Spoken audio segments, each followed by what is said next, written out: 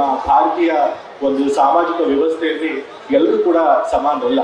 ನಮ್ಮ ಭಾರತೀಯ ಸಮಾಜದಲ್ಲಿ ಜಾತಿ ವ್ಯವಸ್ಥೆ ಕಾರಣದಿಂದ ಅಸಮಾನತೆ ಬಹಳ ತುಂಬಿಕೊಂಡಿದೆ. ಶತಮಾನಗಳಲ್ಲಿಯೂ ಕೂಡ ಕೆಲವು ವರ್ಗದವರು ಮಾತ್ರ ಶಿಕ್ಷಣ, ಅಧಿಕಾರ ಮತ್ತೆ ಅಂತಸ್ತು ಇದನ್ನೆಲ್ಲ ಅನುಭವಿಸ್ಕೊಂಡು ಬಂದಿದ್ದಾರೆ. ಆದ್ರೆ ಬಹುಸಂಖ್ಯಾತ ವರ್ಗದ ಜನರು ಜಾತಿ ವ್ಯವಸ್ಥೆ ಕಾರಣದಿಂದ ಅವಕಾಶ ವಂಚಿತರಾಗಿದ್ದಾರೆ, ಶೋಷಿತರಾಗಿ ಬದುಕಬೇಕಾಗಿ ಬಂದಿದೆ. ಈ ಒಂದು ವ್ಯವಸ್ಥೆನ ಬದಲಾಯಿಸೋದಷ್ಟು ಸುಲಭವಲ್ಲ. ಈ ಒಂದು ವ್ಯವಸ್ಥೆನ ಬದಲಾಯಿಸಕ್ಕೆ ಇತಿಹಾಸದುದ್ದಕ್ಕೂ ಬಹಳಷ್ಟು ಜನ ಮಹನೀಯರು ಕಷ್ಟಪಟ್ಟಿದ್ದಾರೆ. 12ನೇ ಶತಮಾನದಲ್ಲಿ ಬಸವಾದಿ ಶರಣರು ಬಹಳ ಪ್ರಯತ್ನ ಪಟ್ಟರು, ಒಂದು ಕ್ರಾಂತಿಯನ್ನೇ ತಂತಂದ್ರು, ಹೊಸ ಒಂದು ಧರ್ಮನೇ ಹುಟ್ಟಾಕಿದ್ರು. ಆ ಧರ್ಮದಲ್ಲಿ ಎಲ್ಲ ಜಾತಿಯವರಿಗೂ ಸಮಾನ ಅವಕಾಶ ಕೊಡ್ತೀವಿ ಅಂತ ಹೇಳಿ ಎಲ್ಲರಿಗೂ ಲಿಂಗಧಾರಣೆ ಮಾಡಿದ್ರು, ಎಲ್ಲರ ಜನರ ಆಡು ಭಾಷೆಯಲ್ಲಿ ಧರ್ಮದ ಪ್ರಚಾರ ಮಾಡಿದ್ರು. ಆದ್ರೂ ಕೂಡ ಅದು ದೀರ್ಘಕಾಲಿಕವಾಗಿ ನಿಲ್ಲಿಲ್ಲ. ಮತ್ತೆ ಜಾತಿ ವ್ಯವಸ್ಥೆ ತನ್ನ ಒಂದು ಪ್ರಾಬಲ್ಯನ ಮೆರೆದು ಬಿಡಿತು. ಮತ್ತೆ ಅದೇ ರೀತಿ 15ನೇ ಶತಮಾನದಲ್ಲೂ ಕೂಡ ನಮ್ಮ ಸಂತರಾದಂತಹ ಕನಕದಾಸರು ಕೂಡ ತಮ್ಮ ಒಂದು ಕೀರ್ತನೆಗಳ ಮೂಲಕ, ತಮ್ಮ ಒಂದು ಬೋಧನೆಗಳ ಮೂಲಕ ಜಾತಿ ವ್ಯವಸ್ಥೆ ಹೋಗಲಾಡಿಸುವಂತ ಪ್ರಯತ್ನ ಮಾಡಿದ್ರು.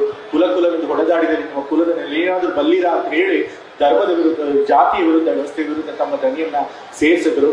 ಬಟ್ ಆದ್ರೂ ಕೂಡ ಇದೆಲ್ಲ ಮಹನೀಯರು ಬಂದರೂ ಕೂಡ ಜಾತಿ ವ್ಯವಸ್ಥೆ ಹೋಗಲಾಡ್ಸಕ್ಕಾಗಿಲ್ಲ. ತಂದೆಯವರು ಯಾವಾಗ ಹೇಳ್ತಿರ್ತಾರೆ, ಈ ಒಂದು ಭಾರತೀಯ ಜಾತಿ ವ್ಯವಸ್ಥೆ ಇದೆಲ್ಲ ಅದೊಂದು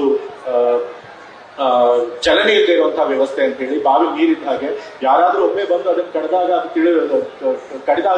ಅದು ತಿಳಿಯಾಗುತ್ತೆ, ಆದ್ರೆ ಮತ್ತೆ ಎಲ್ಲ ಕಸ ತುಂಬಿಕೊಂಡು ಮತ್ತೆ ಎಲ್ಲ ರಾಡಿ ಆಗ್ಬಿಡುತ್ತೆ. ಸೊ ಹಾಗಾಗಿ ನಮ್ಮ ಜಾತಿ ವ್ಯವಸ್ಥೆ ಇದೆ, ಇದು ಪೂರ್ತಿಯಾಗಿ ತೆಗೆದು ಬಹಳಷ್ಟು ಕಷ್ಟದ ಕೆಲಸ. ಆದ್ರೂ ಕೂಡ ಸ್ವಾತಂತ್ರ್ಯ ಬಂದ ಮೇಲೆ ಬಾಬಾ ಸಾಹೇಬ್ ಅಂಬೇಡ್ಕರ್ ಅವರು ನಮ್ಗೆ ಸಂವಿಧಾನ ಕೊಟ್ಟು, ಆ ಸಂವಿಧಾನದ ಮೂಲಕ ಎಲ್ಲರೂ ಸಮಾನ ಅವಕಾಶಗಳನ್ನು ಕೊಡುವಂತ ಪ್ರಯತ್ನ ಮಾಡಿದ್ರು. ಸಂವಿಧಾನ ಬಂದ ಮೇಲೆ ಎಷ್ಟೋ ಜನ ಹಿಂದುಳಿದ ವರ್ಗದವರು, ದಲಿತ ವರ್ಗದವರು ಎಲ್ಲರೂ ಕೂಡ ಸಮಾನ ಹಕ್ಕುಗಳನ್ನು ಪಡೆದು ನಾವು ಕೂಡ ಎದೆಯುಗಿಸಿ ಸ್ವಾಭಿಮಾನದ ಬದುಕೋದಕ್ಕೆ ಒಂದು ಅವಕಾಶ ಆಯಿತು. ಆದ್ರೂ ಕೂಡ ಸಮಾಜ ವ್ಯವಸ್ಥೆನ, ಜಾತಿ ವ್ಯವಸ್ಥೆನ ಪೂರ್ತಿಯಾಗಿ ಹೋಗಕ್ಕಾಗಿಲ್ಲ.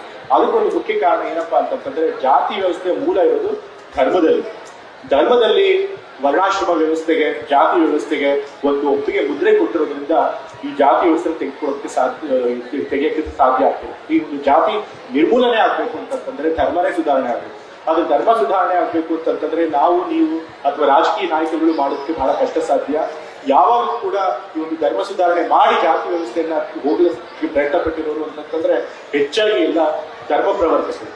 ಯಾರು ಧರ್ಮದ ಬಗ್ಗೆ ಮಾರ್ಗದರ್ಶನ ಮಾಡೋಕ್ಕೆ ಒಂದು ಅಧಿಕಾರ ಸ್ಥಾನದಲ್ಲಿ ಇರ್ತಾರೋ ಅಂಥವ್ರು ಜಾತಿ ವ್ಯವಸ್ಥೆ ಹೋಗಾಡಿಸುವಂತ ಪ್ರಯತ್ನ ಮಾಡಿದಾಗ ಅದು ಪರಿಣಾಮಕಾರಿಯಾಗಿ ಜಾತಿ ವ್ಯವಸ್ಥೆ ಹೋಗಾಡಿಸೋದಕ್ಕೆ ಸಾಧ್ಯ ಆಗುತ್ತೆ.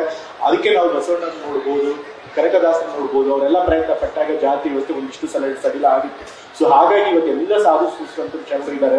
ಅವ್ರಿಗೂ ಎಲ್ಲರೂ ಕೂಡ ಬಸವಾದಿ ತತ್ವದ ನಂಬಿಕೆ ಇಟ್ಕೊಂಡಿರೋರು, ಕನಕದಾಸರ ತತ್ವದ ನಂಬಿಕೆ ಇಟ್ಕೊಂಡಿರೋರು. ಅವರು ಮನಸ್ಸು ಮಾಡಿದ್ರೆ ಧರ್ಮದ ಮಾರ್ಗದರ್ಶನದ ಮೂಲಕ ಧರ್ಮದಲ್ಲಿ ಎಲ್ಲೆಲ್ಲಿ ವರ್ಣಾಶ್ರಮ ವ್ಯವಸ್ಥೆಗೆ, ಜಾತಿ ವ್ಯವಸ್ಥೆಗೆ ಒಪ್ಪಿಗೆ ಬಂದಿರತಕ್ಕಂಥದ್ದು ಅಂತಹ ಅಂಶಗಳನ್ನು ಧರ್ಮದಿಂದ ತೆಗೆದುಹಾಕಿ, ಮುಖ್ಯವಾಗಿ ಸ್ಮೃತಿಗಳಲ್ಲಿ, ನಮ್ಮ ಶ್ರುತಿಗಳಲ್ಲಿ, ಹಿಂದೂ ಧರ್ಮದಲ್ಲಿ ಶ್ರುತಿಗಳಲ್ಲಿ ಸಮಾನತೆಯನ್ನು ಹೇಳ್ತಾರೆ. ವೇದೋಪನಿಷತ್ತುಗಳಲ್ಲಿ ಎಲ್ಲರೂ ಕೂಡ ಸಮಾನರು, ಎಲ್ಲರ ಒಳಗಿರುವಂಥದ್ದು ಒಂದೇ ಪರಬ್ರಹ್ಮ, ಒಂದೇ ಚೈತನ್ಯ ಶಕ್ತಿ ಅಂತ ಹೇಳ್ತಾರೆ. ಹಾಗಾಗಿ ಸಮಾನತೆ ನಮ್ಮ ಧರ್ಮದಲ್ಲಿ ಮೂಲವಾಗಿದೆ.